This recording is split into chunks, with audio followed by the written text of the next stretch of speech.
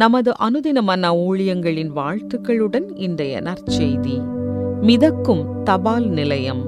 இன்றைய வேதாகம பகுதி 1 கொரிந்தியர் 12:4-20 வரையுள்ள வசனங்கள். வரங்களில் வித்தியாசங்கள் உண்டு, ஆவியானவர் ஒருவரே.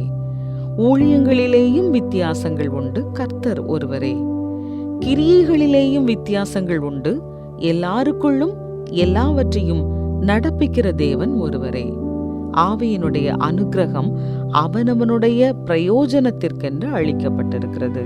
எப்படியெனில், ஒருவனுக்கு ஆவியினாலே ஞானத்தை போதிக்கும் வசனமும், வேறொருவனுக்கு அந்த ஆவியினாலேயே அறிவை உணர்த்தும் வசனமும், வேறொருவனுக்கு அந்த ஆவியினாலேயே விசுவாசமும், வேறொருவனுக்கு அந்த ஆவியினாலே குணமாக்கும் வரங்களும், வேறொருவனுக்கு அற்புதங்களை செய்யும் சக்தியும், வேறொருவனுக்கு தீர்க்க தரிசனம் உரைத்தலும், வேறொருவனுக்கு ஆவிகளை பகுத்தறிதலும், வேறொருவனுக்கு பற்பல பாஷைகளை பேசுதலும், வேறொருவனுக்கு பாஷைகளை வியாக்கியானம் பண்ணுதலும் அளிக்கப்படுகிறது. இவைகளையெல்லாம் அந்த ஒரே ஆவியானவர் நடப்பித்து தமது சித்தத்தின்படியே அவனவனுக்கு பகிர்ந்து கொடுக்கிறார். எப்படியெனில், சரீரம் ஒன்று, அதற்கு அவயவங்கள் அநேகம். ஒரே சரீரத்தின் அவயவங்கள் எல்லாம் அநேகமாயிருந்தும் சரீரம் ஒன்றாகவே இருக்கிறது. அந்த பிரகாரமாக கிறிஸ்துவும் இருக்கிறார். நாம் யூதராயினும் கிரேக்கராயினும் அடிமைகளாயினும் சுயாதீனராயினும் எல்லாரும் ஒரே ஆவியினாலே ஒரே சரீரத்திற்குள்ளாக ஞானஸ்நானம் பண்ணப்பட்டு எல்லாரும் ஒரே ஆவிக்குள்ளாகவே தாகம் தீர்க்கப்பட்டோம். சரீரமும் ஒரே அவயவமாயிராமல் அநேக அவயவங்களாய் இருக்கிறது. காலானது நான் கையாயிராதபடியினாலே நான் சரீரத்தின் அவயவம் அல்லவென்றால் அதனாலே அது சரீரத்தின் அவயவமாய் இராதோ?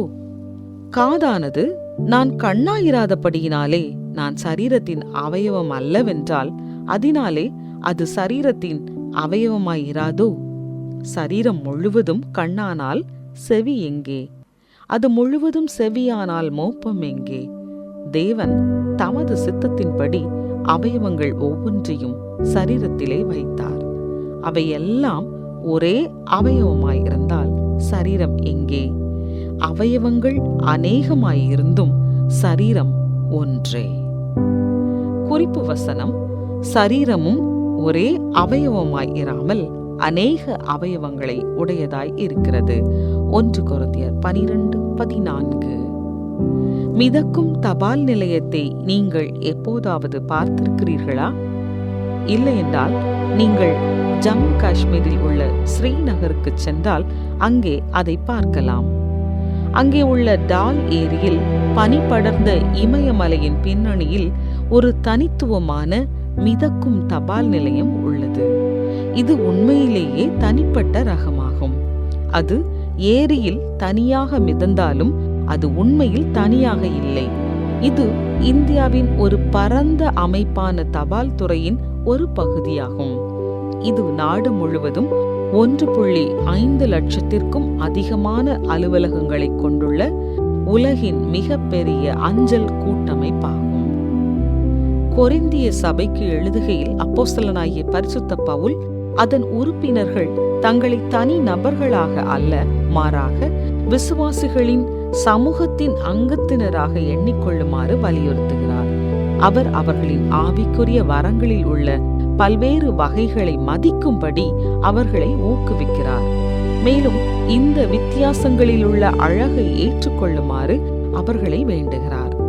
பரிசுத்த ஆவியானவரின் ஒன்றிணைக்கும் வல்லமையின் காரணமாக இந்த வேறுபாடுகள் ஆரோக்கியமானவை என்பதை சபை உணர பவுல் உதவுகிறார். ஆவியானவர் ஒவ்வொருவரையும் பொருத்தமாக பயன்படுத்துகிறார். இறுதியாக அவர்கள் தனியாக இல்லை, மாறாக பரந்த கட்டமைப்பின் ஒரு பகுதி என்பதை அவர் அவர்களுக்கு புரிய வைக்கிறார். தனிப்பட்ட ஆதாயத்தை தேடுவதற்கு பதிலாக ஒவ்வொருவரும் தங்களுடைய வரத்தை பிறர் நலனுக்காக பயன்படுத்த வேண்டும். பிறரை விட தன்னை முன்னிறுத்துவதை சாதாரணமாக கருதும் உலகில் வாழ்க்கையை பற்றிய வித்தியாசமான கண்ணோட்டத்திற்கு நாம் அழைக்கப்படுகிறோம். நமக்குள் வேறுபாடுகள் இருந்த போதிலும் நாம் தேவனின் சபை என்னும் ஒரு பரந்த சரீரத்தின் அங்கமாக இருக்கிறோம் என்பதை உணர்ந்து ஒன்றாக செயல்பட அழைக்கப்படுகிறோம்.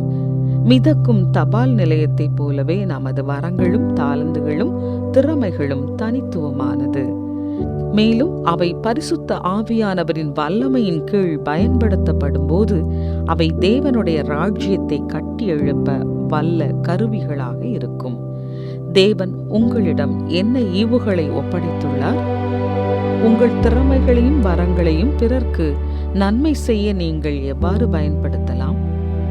தேவனே, நீர் எனக்கு தந்துள்ள ஈவுகளுக்காக உமக்கு நன்றி. உமது ராஜ்யம் என்னிலும் என் மூலமாகவும் விரிவடையும்படி பிறருக்கு நன்மை செய்ய அவற்றை பயன்படுத்த எனக்கு உதவும். ஆமென்.